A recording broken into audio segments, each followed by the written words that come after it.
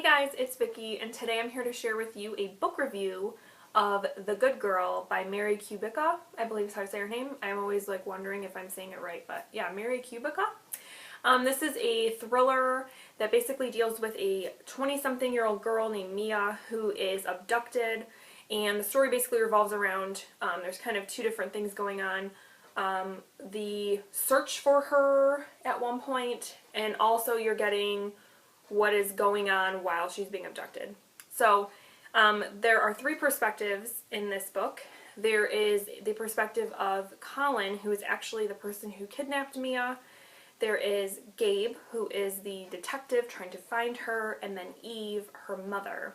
So it kind of jumps between those three, and then it also jumps back and forth in time between before and during her kidnapping and when she is eventually rescued, which for me was put kind of a damper on the book, because doing that kind of jumping back and forth in time for me took away some of the suspense, because you knew that she was going to get rescued. It was just a matter of how. So to me that kind of slowed things down. Overall, I wasn't a huge fan of this book.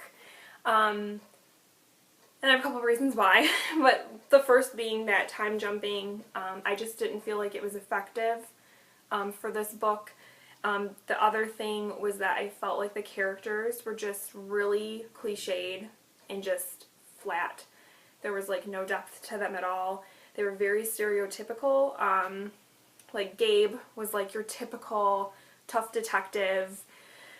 You had Eve, who was just like, again, a stereotypical disgruntled housewife who's married to an asshole who's rich, and you know, she's in this crappy marriage but she loves her kids, you know. So to me that was just kind of like, how many times have we heard that? And then even Mia herself, rich white girl with daddy issues, who's also the black sheep of her family, you know, doesn't want to go to an Ivy League school or become a lawyer. She wants to be an artist, you know. So it's just very, like, a lot of that to me was just like, meh. Also, I felt like Colin, the abductor, I wanted so much more from him as a character, because he was the person who took Mia, and you know, learn pretty quickly the circumstances of the abduction and how and why it happened, but his sections were just so, like, literal. Like, you didn't really get into his head. It was very like, I went outside, I chopped some wood, it was cold. Like, I just felt like there wasn't a lot going on in here with him, and I really wanted there to be, because, I mean, he kidnapped someone. Like, there should be a lot more going on, and it just didn't happen. And so his character especially, I think, probably disappointed me the most, because I just wanted more out of him, because I felt like he could have been a really strong character, and he wasn't. There's also, like many thrillers, a twist at the end of the book, and I had that twist figured out pretty much within the first couple of chapters, which isn't always a bad thing, because, I mean, I've had that happen many times in books where I have figured out the twist early on, but still really enjoyed the book because it had great characters, or the writing was beautiful, or whatever.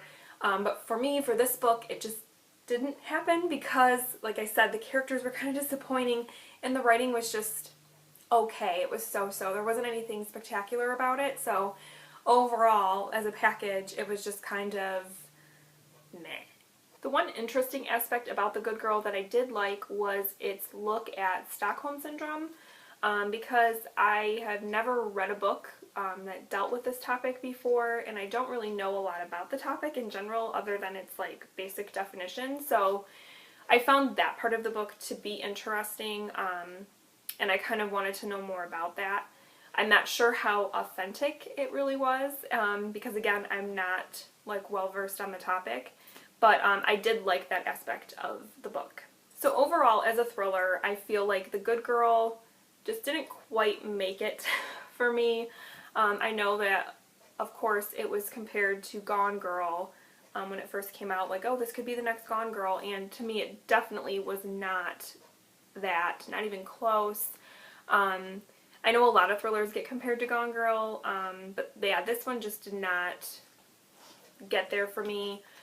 It was an okay book to read while I was traveling because it was kind of easy to sink in and out of, probably because it was just so like, it just like lacked so much depth and stuff. It was just kind of whatever. But overall, yeah, it was kind of a disappointment, to be honest. And so I only gave it 2 out of 5 stars. So I don't know if I would actually recommend it to people. I mean, I know that there are people out there that would probably love it. And there are people out there even on Goodreads that gave it like 4 or 5 stars. So there are people out there that love it. I just wasn't one of those people. I just didn't really care for it. So sorry to have such a bummer of a review, but hey, that's the way I feel. So yeah. But anyways, if you guys have read The Good Girl, please let me know what you thought of it, especially if you have a different opinion of me, because I would love to just have a discussion. So please let me know in the comments if you read The Good Girl and what you thought of it, because I would love to hear them. But other than that, that is all I have for today, guys, and I hope that you are having a wonderful week, and thank you for watching, and I will talk to you soon.